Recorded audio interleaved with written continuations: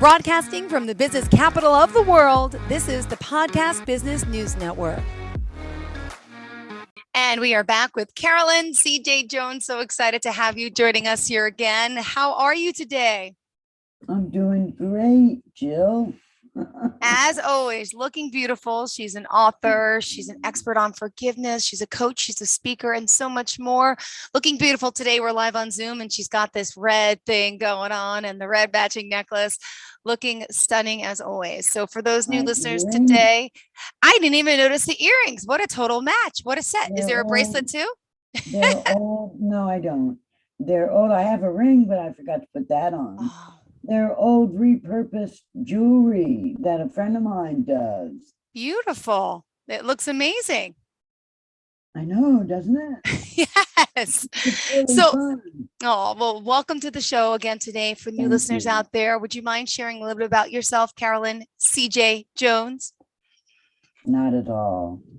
I am Carolyn CJ Jones, and I'm all about forgiveness. I speak about it. I coach about it, I write about it, and I instruct at the local college about it.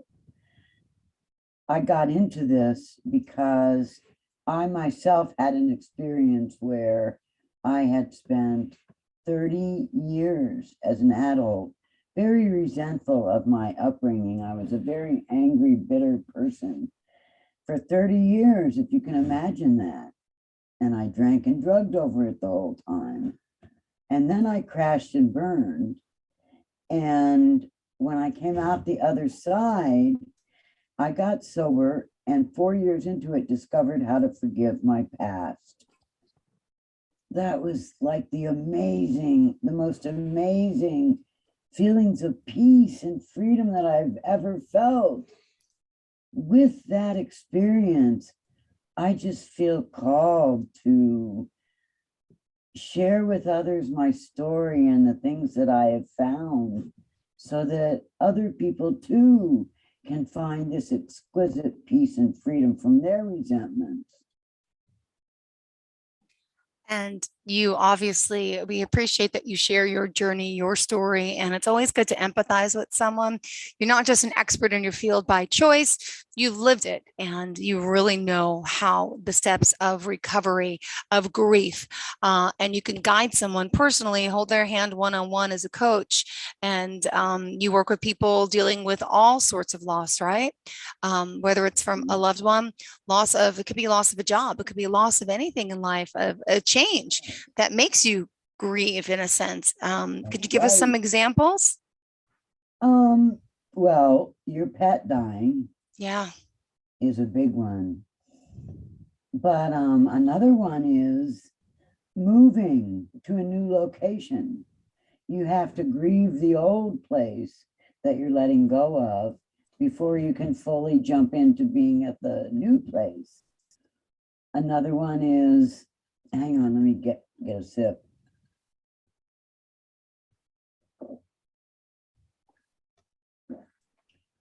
Another one is grieving the loss of a normal childhood. If you grew up in a chaotic and dysfunctional environment, then you need to grieve that you didn't ever have the support that you were hoping for, that you thought would be yours. Yeah. And just a comment about that, when we realize that we didn't have that childhood we wanted, we have to then and we grieve about it. Mm-hmm. We have to then realize that the person we're resentful of was not capable of doing what we wanted them to do or behaving like we wanted them to behave. Yeah. And so we have to let go of our expectations of how we think that childhood or relationship, whatever, should look. And you clearly have helped so many people figure it out. The realization, the expectation of, life does go on and it's okay and we can get through this. And you also decided to write, well, a few books Yeah, on this. I don't know if you want to share anything about the books. I do. I Good. have them right here. Sorry, it's backwards. I don't know how to change Nope, it. it's perfect. The Art of Forgiveness, A Promise of Peace. Yeah. This book is an international bestseller, and it won a gold medal for spiritual self-help in the 2022 Global Book Awards. So internationally. And this is my story. It starts from the day I was told by the love of my life that he didn't care for me. So it became an unrequited love. That's what drove me to my bottom with my drinking. Yeah. So it goes on from there and shares about my recovery from that unrequited love and years of what's the word, of lack of attention or lack of appreciation when I was younger.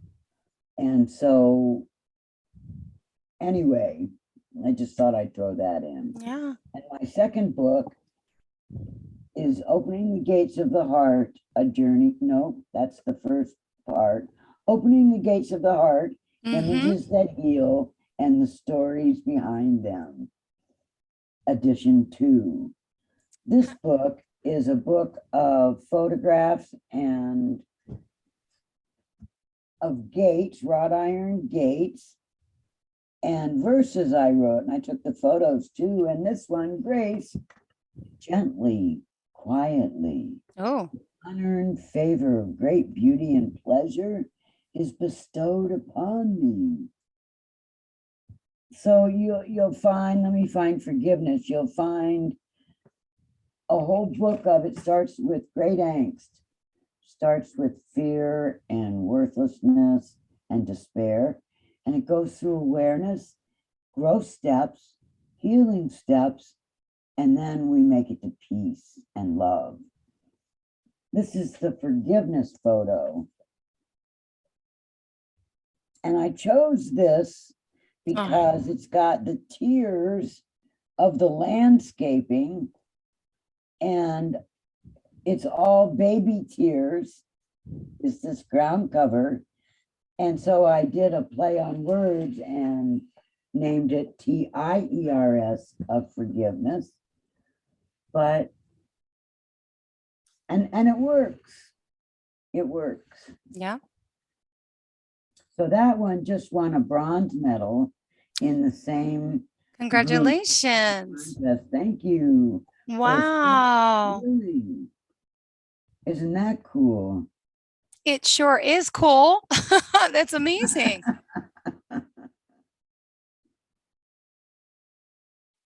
I'm sorry.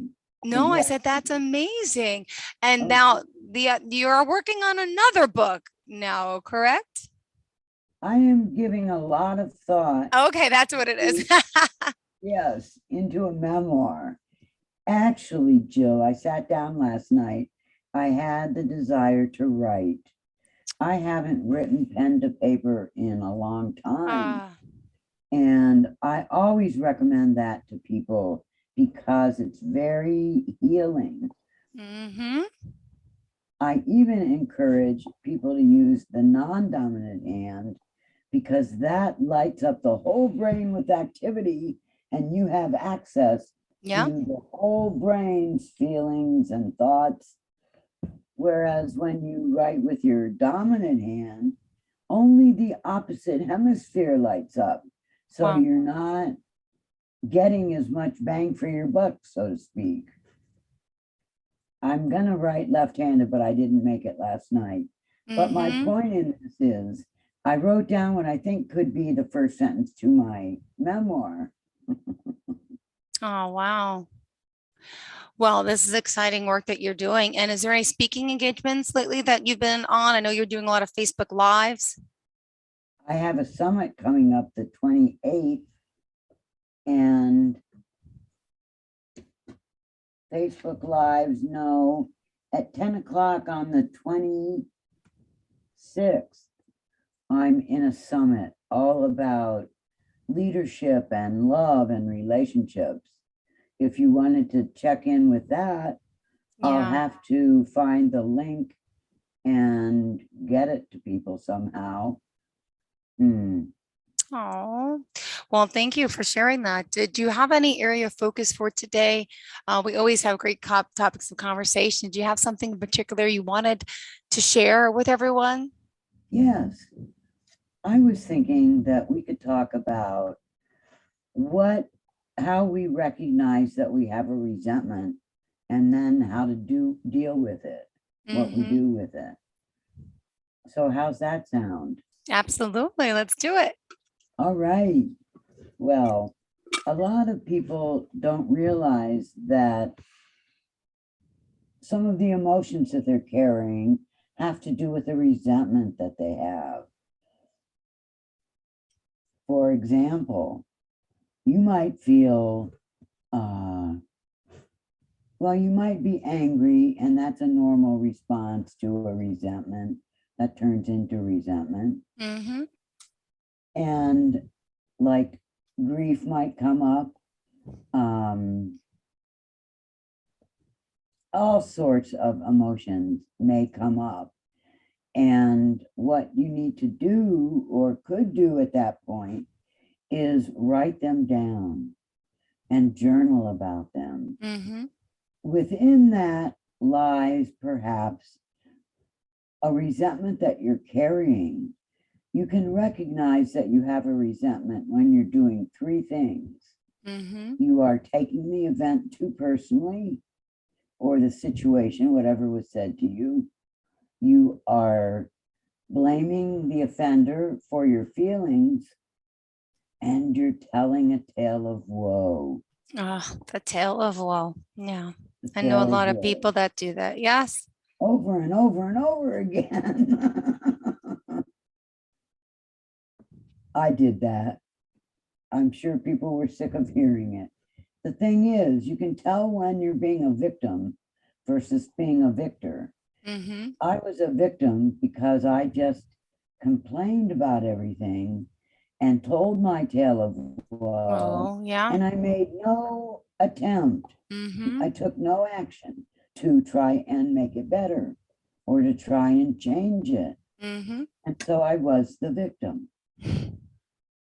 And then when I learned about all of this and I gained forgiveness and I learned about living with gratitude at a very deep level in your life, and oh no, I forget what I was talking about. What's my tale of woe? Yes. Then I was able to start singing the song of a hero because I asked and answered three questions. And so here's what you can do if you recognize you have a tale of woe. This is excellent for getting you to a point where you can sing the song of a hero. The questions are, what is the positive thing that has occurred as a result of this situation? What is the positive thing? Yep. What is the lesson that you learned? So talk about the lesson. And then, and this is the best, what about the situation are you grateful for? So what about the situation can you find gratitude in? Here's a perfect example.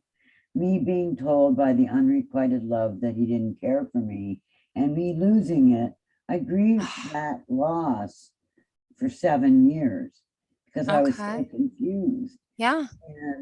And then, I forget where I was.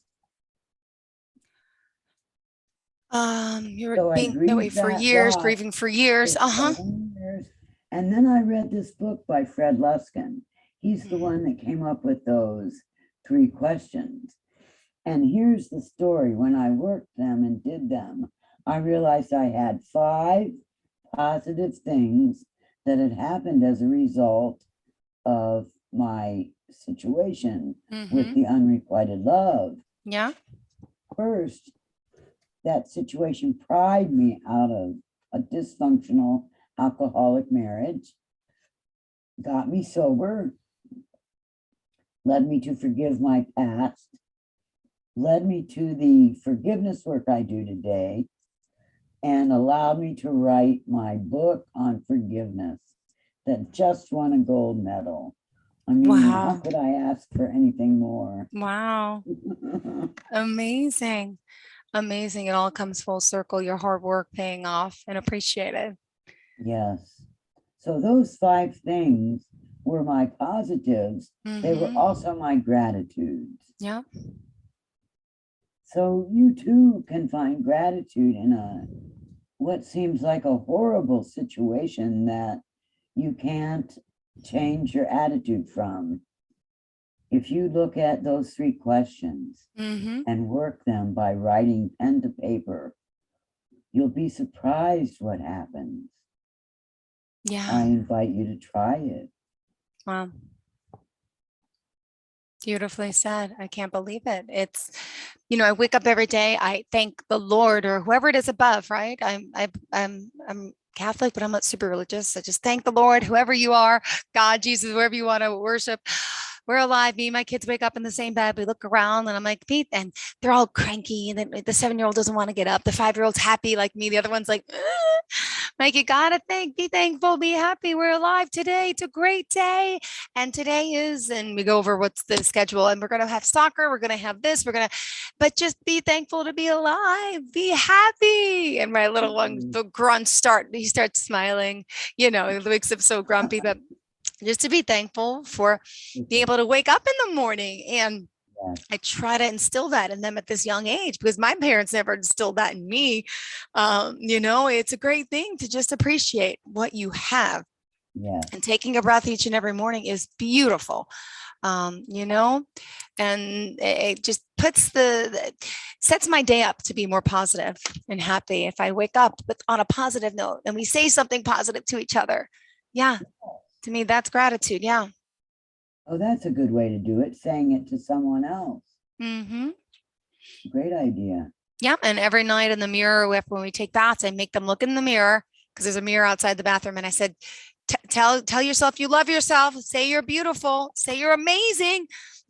Got to be thankful, got positive affirmations just to try to, I just want them to be happy little souls. And I know life is hard for so many people, but just maybe they can have a little edge up, but self-confidence. Hey, I am great. I am amazing today. Why not? So, yeah. That's awesome that you do that, Jill. Yeah.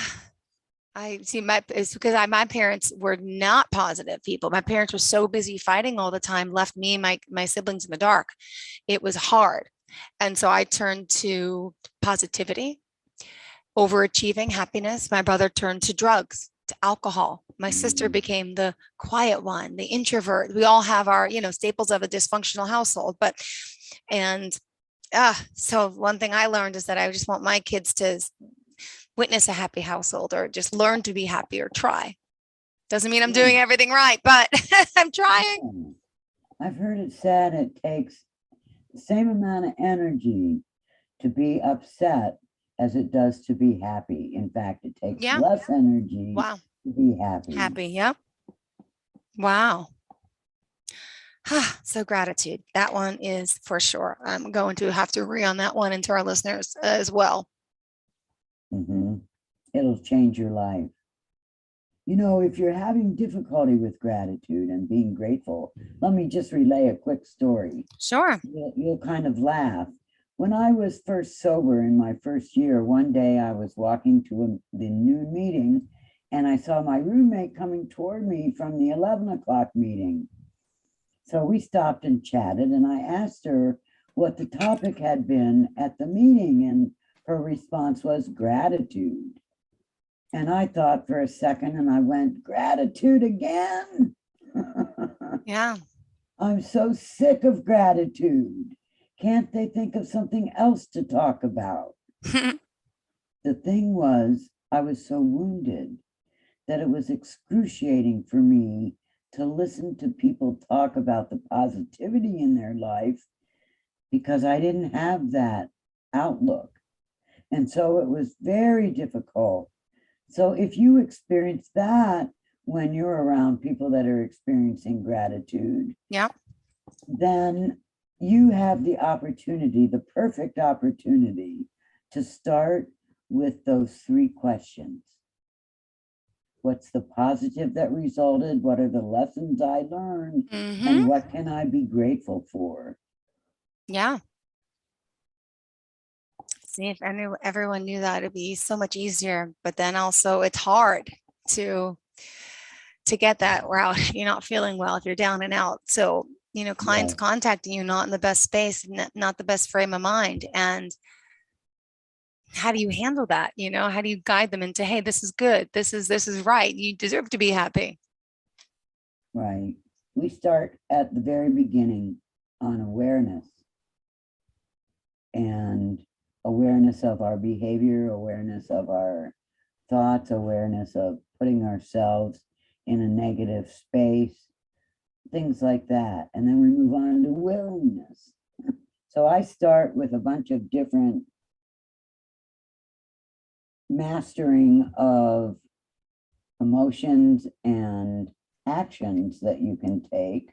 Mm-hmm. I call it the yippee method, Yeah. the yippee method of healing. And I call it that so that at some point in the process, you can go, yippee, I'm going to find peace Yippee! and freedom. Yeah. Yippee-ki-yay. Yeah, and forgiveness comes in the last stage. They are yearn, investigate, process, practice, Okay. evolve, and empower. Well, Forgiveness is discussed in the empower stage. So I set the groundwork for all the other 5 stages before we get to the empower stage and talk about forgiveness. So a lot of people, like I had a client very recently, and we were talking about the way she beats herself up when she looks at her behavior and does like a self appraisal of her mm, behavior. And I said, look with curiosity. Look at yourself with curiosity and ask yourself, wow, I wonder why I did that. yeah. Yeah. I wonder what was behind that. She did that, and it changed her whole viewpoint of everything. Mm-hmm. So that's one thing that you can do. Got it. And any other advice for our listeners today? We still have some time left here. I want to know, um, clearly you worked with a lot of people who start off not so happy, but the success stories that you've shared, any in particular that you want to bring up today of how they've gotten over this and have they become happy people, Yes, unresentful? yes, I'd like to tell you about Susie. Sure. Susie had spent her life thinking her father didn't love her. She had done some work on it over the years, and then she heard me tell my forgiveness story, and she realized that I had the key for her to solve this issue. Yeah. So she hired me, and we started working together. After a while, and after we were finished the program, she realized that her father did love her Mm-hmm. and her sisters and mother. And she realized it through his actions that he did, such as bringing hearts for everyone at Valentine's Day. Mm-hmm. And she realized he had loved them all along in the way Aw. that he could love. Mm-hmm. She dropped her resentment, Mm. and she even dropped the need for forgiveness because, as she puts it, there's nothing to forgive for because there was nothing off Yeah. from the beginning. I was off, not him. So she started being able to have much better relationships with men. And that was the most notable thing for her. But it resolved years of agony and agonizing over this thing, lack of love. Aw. Well, it's beautiful that you're helping so many people. And, Mm. we've been talking for many months now, on and off. So I've gotten to know you personally. You're a dear friend, you're a sweetheart to the show, just a good hearted, good soul person. And I know when we first started, it was like the height of COVID in a sense, and things were different for everyone. And hence we're, the virtual platform, but you were doing some speaking engagements. Have they come back in person yet, or are things still mostly virtual in a sense? Pretty much virtual. Hasn't it changed the course of everything? Everything's virtual now. I frankly love it because Me too. I don't have to go driving all over the place for networking events. And so I save a lot of money on time and gas. I agree. And sometimes if you're only on camera up, you can wear pajama pants and your nice blazer on top. I would stand up, but I don't want to embarrass myself. See, exactly. I get it. I work from home too sometimes. I understand. And any other story you want to share with us? We still have 4 minutes left today, sweetheart. I want to tell my forgiveness story. Great. As I said, my upbringing was dicey. I was called names fat, stupid, and ugly, worthless, never amount to anything, that type of thing. I was compared to my two sisters who were perfect, and they were the intellectuals, which my father was as well. And so he could relate to them, but he couldn't relate to me because I was a spiritual person. And although highly intelligent, I wasn't an intellectual person. So anyway, all the years that I drank, one of the reasons I drank was over that. At 3 years of sobriety, I was doing a self-appraisal. I was looking specifically at the ways in which my behavior had led to the demise of the relationships I'd had with men in my life. And what I realized pretty quickly was I used to get drunk and yell and scream at them that they were worthless and would never amount to anything. Yeah. Oh, I was horrified. Thank goodness they've all forgiven me. But more to the point is, I didn't even mean it about them. I meant it about myself. Now, this is where things started to change because it stood to reason and it was logical that all those years my father called me worthless and said I would never amount to anything. He meant it about himself. This was life-changing, Jill, because suddenly I saw him as a fellow human being who was wounded. Who's flawed. Yeah. You didn't know better. Right. And I started having compassion. And after a year, that compassion turned into forgiveness. Aww. And that's how I learned to forgive a major forgiveness, a 30-year resentment in my life. Wow. And so look and see if the people around you are wounded. I mean, keep this in mind. Hurt people in the same ways that they themselves have been hurt. Yeah. So it just gets passed from one generation to the next. Yeah. Until someone says, stop, no more. Beautiful. Well, it's great to know that we can all recover and fix, and we guidance of people like yourself. So if someone wants to reach out to you, Carolyn, tell us the best forms of contact, please. My website, carolyncjjones.com, and my email, Carolyn's, pardon me, Take your time. CJ@yahoo.com. Great. And on Facebook, Carolyn CJ Jones as well. Thank you so much for being here, for joining us as always. And I can't believe how quick the time goes. It was great speaking with you, and we'll be in touch soon. Have a great day. And are you looking for even more of the podcasts and hosts that you love? The Podcast Business News Network is proud to announce that you now have even more ways to listen live. Check out the MyTuner Radio, online radio box, and Simple Radio apps on iOS and Android, or find us online. Search for Business News Network on mytuner-radio.com, or search Podcast Business News Network on streama.com and onlineradiobox.com/US. Take your podcast on the go and don't miss a minute of the action.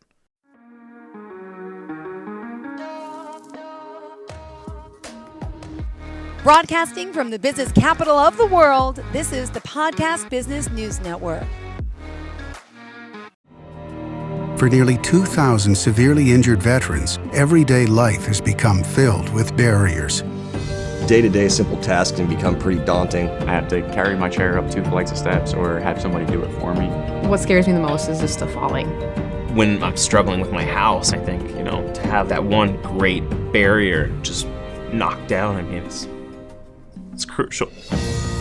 Home for Our Troops is a wonderful nonprofit that builds a mortgage-free, fully adaptive, handicap-accessible house. And there's no catch. It'll be our very first home that we've ever owned. This is a game changer. This is where your life begins again.